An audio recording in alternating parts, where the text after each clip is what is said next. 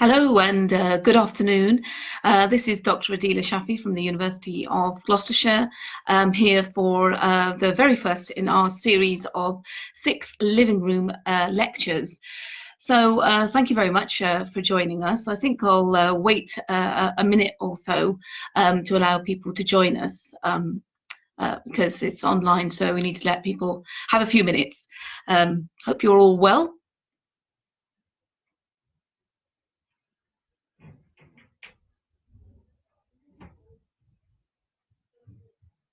Feel free to ask questions in the chat box, which I'll endeavour to answer as we go along.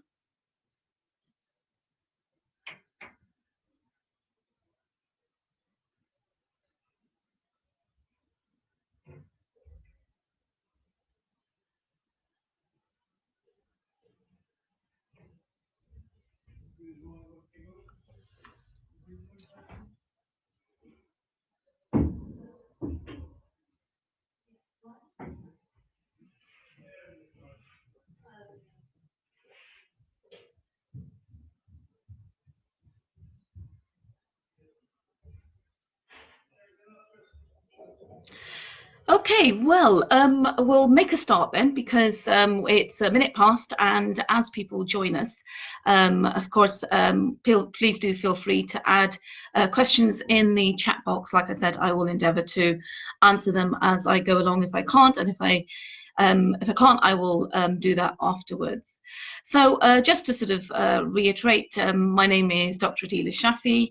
I am from the University of Gloucestershire. I'm an associate professor in education in the School of Education and Humanities. And today is the first of our series of living room lectures where we're talking on some lively topics. So we do hope that you'll join us throughout for the next few weeks at the same time. But let me see if we can start off what my lecture is about today and what the plan is for today. So my lecture is called Don't Throw Away the Key and the Education of Young Offenders. And what I wanted to talk about today was a little bit on the background of the lives of young people who offend, have a look at what education is like in custodial settings. And then I wanted to tell you a little bit about my own research, and based on my own research findings, what I'm actually doing about those findings going forward. So that's kind of the plan for the next 20 minutes or so. So I'm hoping that we'll be able to get a few questions going, which we can answer at the same time.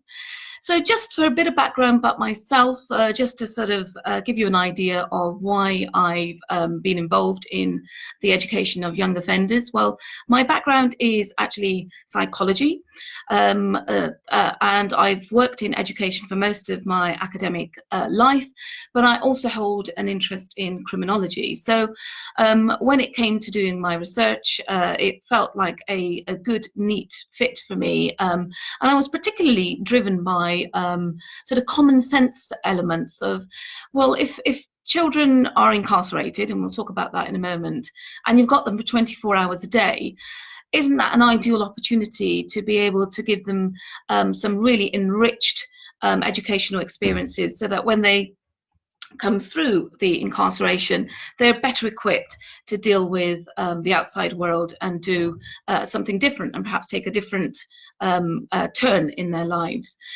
So that was kind of like why I became interested in that. But let's have a little look at the background of children in custody. And I don't know how much people, of course, know about children in custody, but there's over 1 million children worldwide that are incarcerated at any one time, which is quite a lot. 1,000 of those are in the UK, and this has come down considerably in the last sort of 12 years or so, which is welcome. But the downside is that of that 1,000 young people who are incarcerated in the UK, around 90%, 9 out of 10 of them, have actually dropped out of school, and that's actually similar across the world as well. And coupled with all of that, you've got educational attainment, which is pretty low. You have complex family and socioeconomic backgrounds. There's a high prevalence of special educational needs. When you compare that with the general school population, which is around 2 to 3%, it's at 23% for children who are incarcerated. So the story really is that young offenders are often described as disengaged with education and learning, and hence they drop out of school, and dropout is often used as a proxy for disengagement. But what this all means is that those who do end up in custody, i.e. the 1,000 children in custody in the UK, have also got some of the most complex problems, and are some of the most complex children in our society, some of the most troubled as well. So it becomes imperative really that they are a focus of our attention in more ways than one. Now, this is against a background of overall decline in student engagement in Western countries anyway. So we're seeing a decline in engagement, and a lot of my sort of research interest is in the engagement of disadvantaged young people in education. Now, that disengagement is often characterized by boredom, high dropout rates from school, low achievement, and just generally becoming more delinquent. And when they're delinquent and bunking off school, you find that those children are on the streets and therefore exposed to situations which mean that they become into conflict with the law. So things aren't great, and disengagement is really important. And whilst I won't sort of go into the theoretical elements too much of engagement and disengagement, what I would like to say is that engagement itself is characterized by sort of three key elements: the cognitive element, the affective or the emotional element, and the behavioral element as well. And it's thought that children are very much, and actually not just children but adult learners, are very impacted by the emotional element of engagement. You've got to feel emotionally connected to learning in order to be engaged. And what we're finding with the research is that the young people are not feeling passionate or engaged, or feel that what they're learning is necessarily relevant to them and their lives, and therefore they become a bit disengaged. And that disengagement is different to just low engagement. All of us experience times of low engagement, you know, when you might be in a long lecture for 2 or 3 hours, and you might drift off and you might not be as engaged. You might do your doodling or something. That's low engagement. But disengagement, as my research and others have found, is distinct in the sense that disengagement is characterized by or often manifests itself in passive or active disengagement. And what we mean by that is somebody just can sit in a lecture for an entire 2 hours and literally not hear what's going on, have not be interested in what's going on. And if you translate that into younger children at school or teenagers at school, they can be at school but not be at school, and just be one of those kids who sit in the background and are just not taking anything in. You've got those, and then you've got those children who play up, act out, who are also disengaged. And sometimes you can get the same child going between passive forms of disengagement and active forms of disengagement. So you've got the young person who's really playing the clown and disruptive, but at the same time, that same person can also be really quiet and withdrawn, which is what my research is saying. And my research is saying that actually what you've got to do is you need to employ different mechanisms for different times for these young people, and that you can't use a one-size-fits-all approach.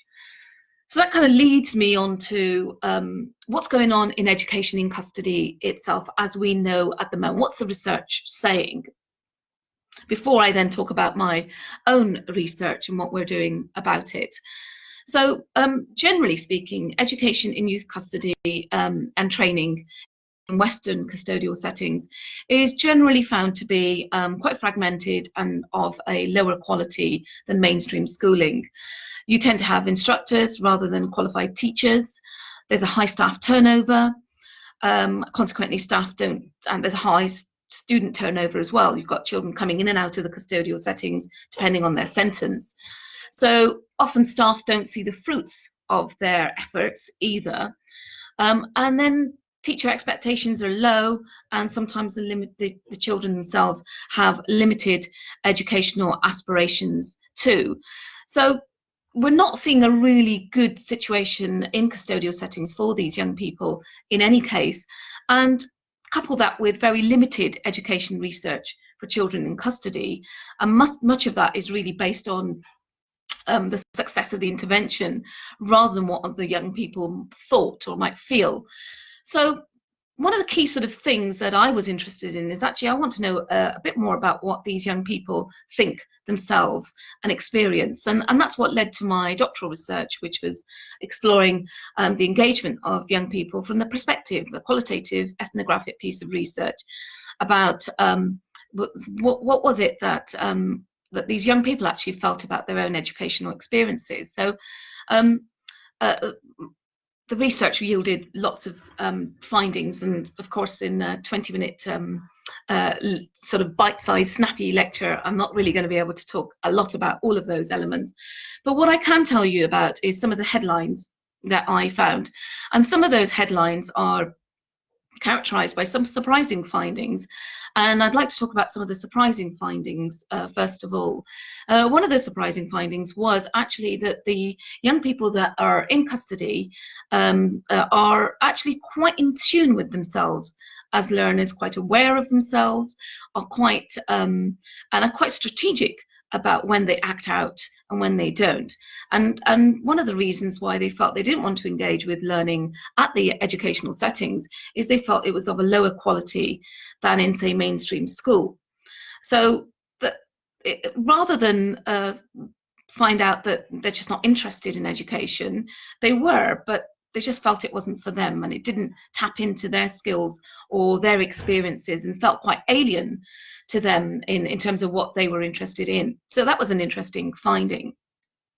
But also particularly interesting and new was the actual nature of being in a secure setting, i.e. locked up away from their families, actually had a huge impact on their emotions.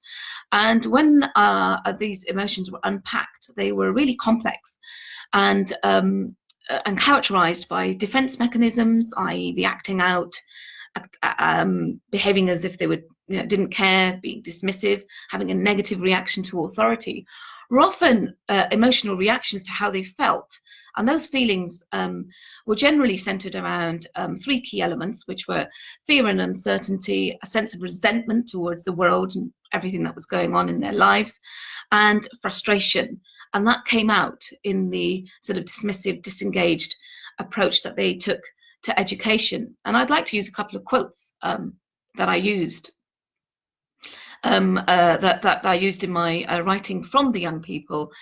And a key thing that somebody said to me was when I'd asked the young person, how do you feel about being in this setting? And she rather eloquently said to me, well, wouldn't you find it rather annoying if you were locked up for your whole XXX day? And actually, that's absolutely true. How would I feel if I was locked up my entire day without my family, and I'm only 14 years old? And so the sort of emotions came through quite sharply within those. And this heightened sense of emotions was something that none of the literature had actually really explored when it came to young people's education whilst in a custodial setting.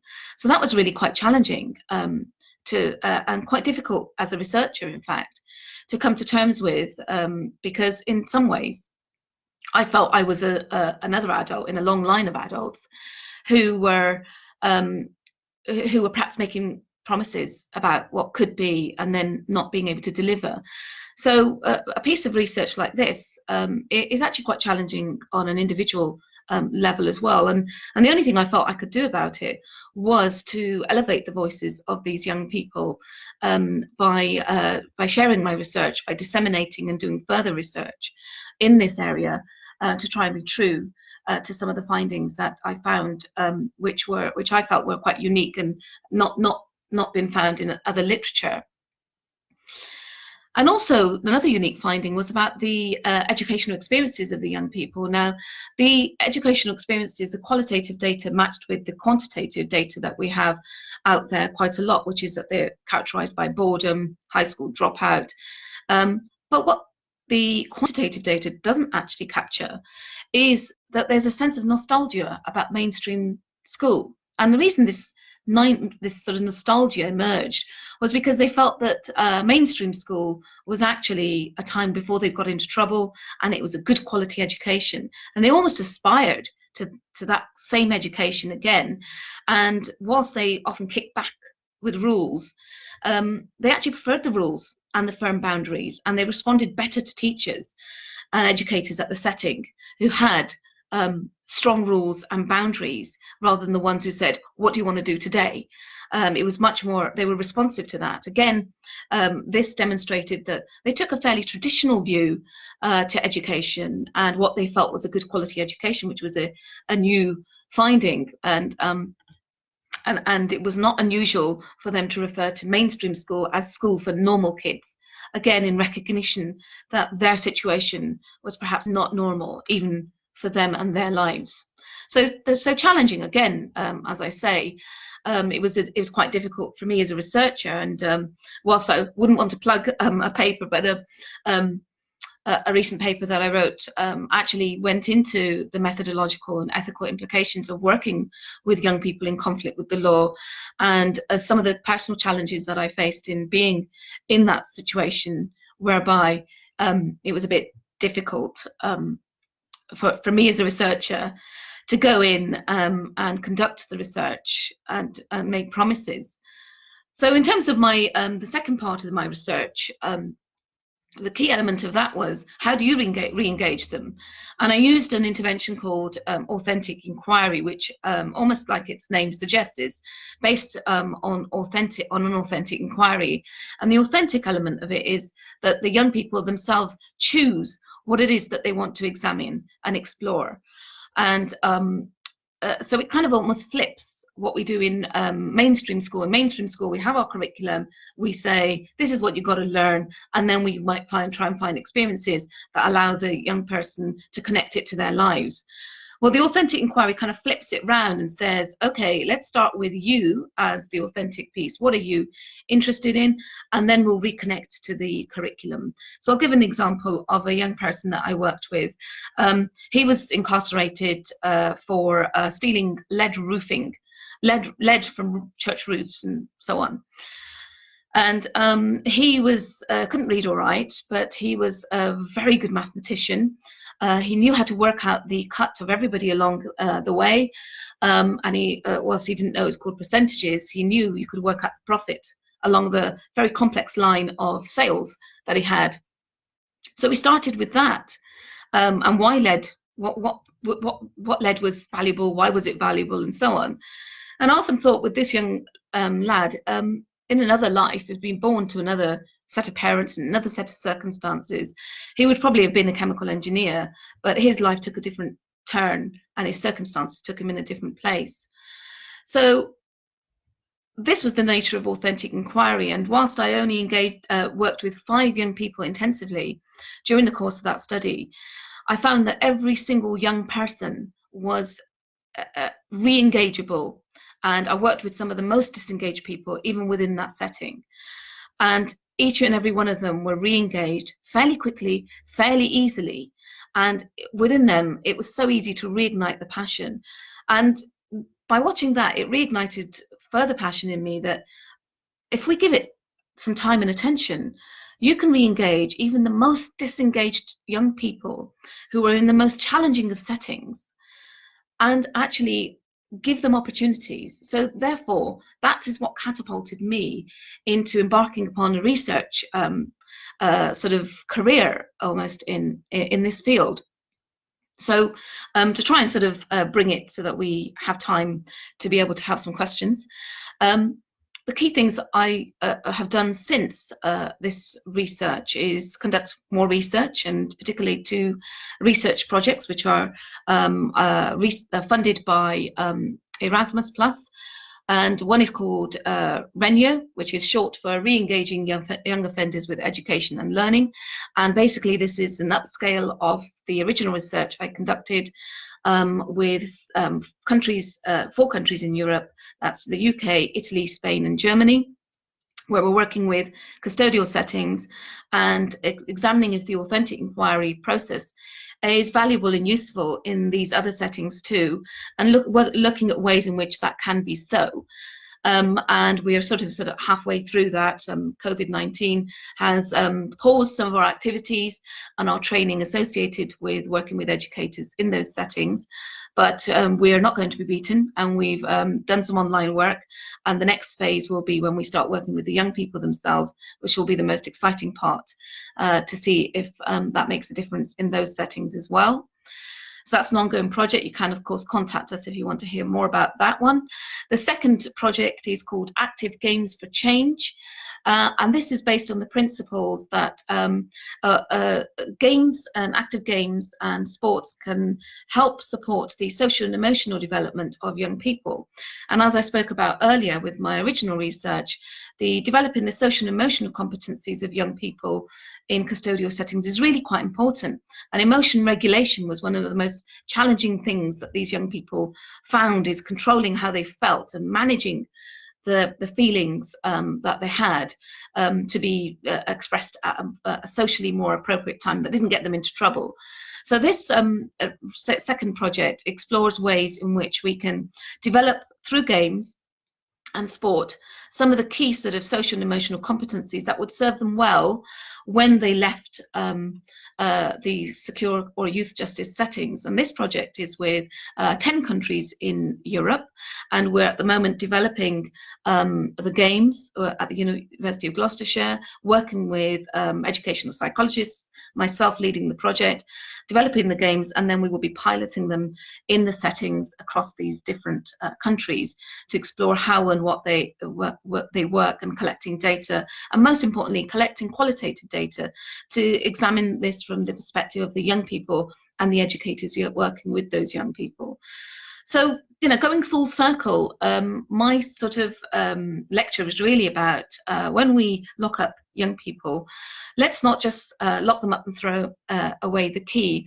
Let's actually make it the key, which is enables them to be able to transition back into the community, provide them with the skills, the opportunities to be able to take life into a different course.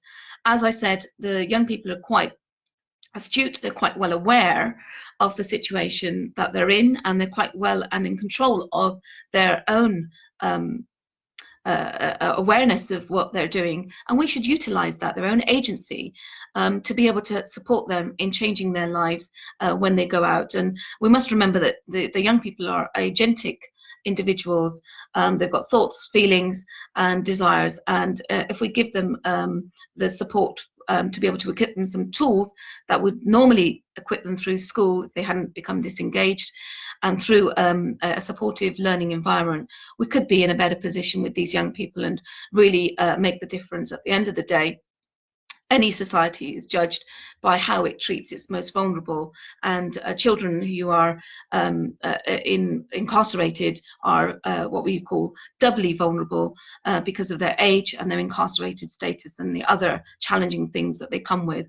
So we owe it to them and society to do more for them. So that brings me towards the end of the bulk of my talk, and I'm very open to receiving some questions. So if you give me a moment to pause there so that I can look at some of the comments, I think a few have come through, and see if I can respond to them whilst we're online at this moment in time.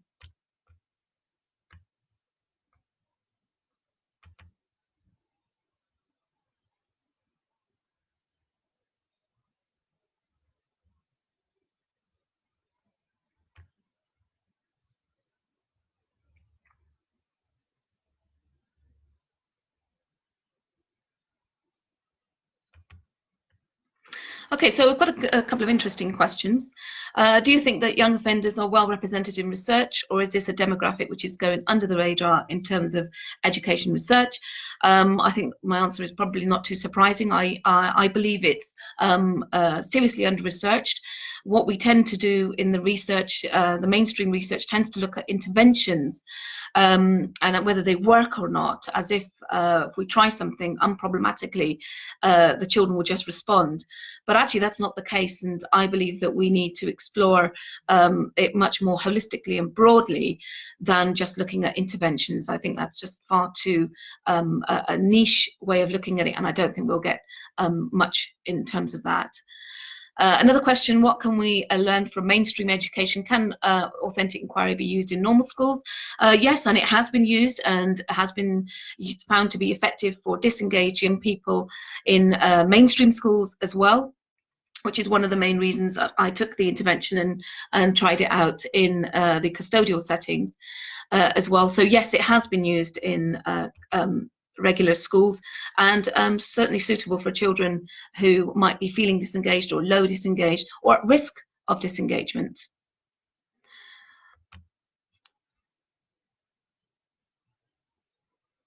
And another interesting question, do you think this is transferable to mental health secure units for youngsters, such as eating disorders or personality disorder units? It'd be difficult for me to say, since I don't work in mental health secure units, and my work is actually in secure custodial settings, youth justice settings. But having said that, many of the young people do suffer from mental health issues when they are in that setting. And I have worked with the authentic inquiry with young people who are said to have some quite profound mental health issues. And indeed, the opportunity to focus in on something of interest and value to them, authentic to them, certainly does help. And it can't do them any harm in terms of reconnecting them with things that are important to them and themselves as agentic individuals. So I think that there is merit in that, but whether or not it would be successful, I think it wouldn't be for me to say. Another interesting question. Do young offenders get back into non-custodial education? Well, it's difficult to say. Believe it or not, the data is actually not great in terms of the extent to which some of them go back into custodial setting. We can track them if they go back to custodial settings, and we can track them if they go on to further education, because often the younger people who are incarcerated are coming sort of are 14 to 16-year-olds, although I have worked with younger children, and they might go back into, say, for example, a pupil referral unit or a further education college. But the important thing to note with that, Pauline, is that there are other issues with transitions as well. So whilst I haven't had the opportunity to touch on that, a key thing is that young people who come out of custodial settings often don't really know how to move on to the next stage, and there's not enough support to help them move on to the next stage, simply because of resource, and also because some of the children have never ever used, for example, the internet to search for, say, a college place. I know I spoke with a young person, and we were working together, and he said he was interested in going to college, and I said, okay, let's have a look online. And he said, what do you mean online? He had never occurred to him that he could look at a college course online. And so we looked at it together, and we looked at Google images of the college that he used to walk by near his house. And it was staggering that he was amazed that a college could be online, because as far as he was concerned, the only thing online was the ability to shop, buy games or pornography. So for him, the fact that education could be online was quite a revelation.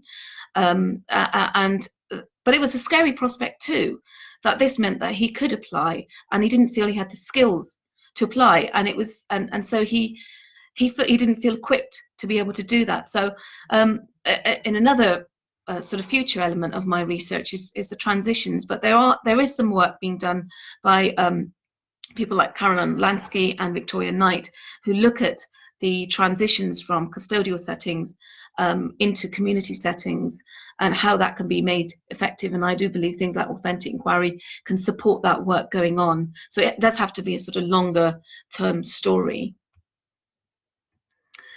Just seeing if there are a few more questions.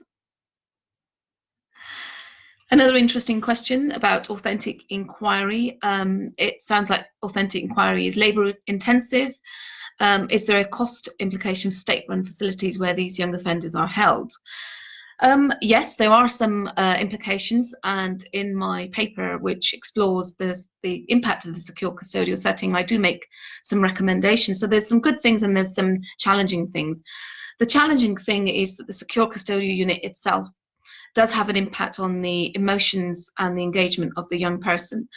But the good news is that some of those things can be mitigated by good relationships within the secure setting and the young person. And one of the key things that came out that I haven't been able to touch on is the importance of the relationship between the key worker or the mentor and the young person. And that young person that mentor doesn't have to be in the education setting. The key thing is that they are interested in what the young person wants to do. So whilst it's labor intensive, it's no more labor intensive than actually supporting the young person in other ways. So one of my recommendations was that actually you can set up the organization within a secure setting without having to sort of go through big structural issues to make it conducive, use the existing structures to make it conducive so that the young people can be engaged in learning within that setting. I mean, it's kind of surprising that whilst the secure custodial setting is a very rigid setting with structure, routine, and discipline being a key element of it, characterized by kind of our punitive approach to justice, youth justice. But once you're in the classroom and the education setting, you're actually quite liberated because you're not sort of bound like teachers might be with regards to GCSE results or the same kind of restrictions. You can be quite free with what you do with the children in the classroom because many of those children may not even enter for GCSEs. The secure custodial setting, whilst it is Ofsted inspected, their sort of role is more to get them education ready rather than get them through exams. So again, it means that we have got the space in secure custodial settings, education settings, to be quite innovative and be quite different. So yeah, labor intensive, but no more labor intensive than what they do already within that setting. It would just require a change of focus in that situation.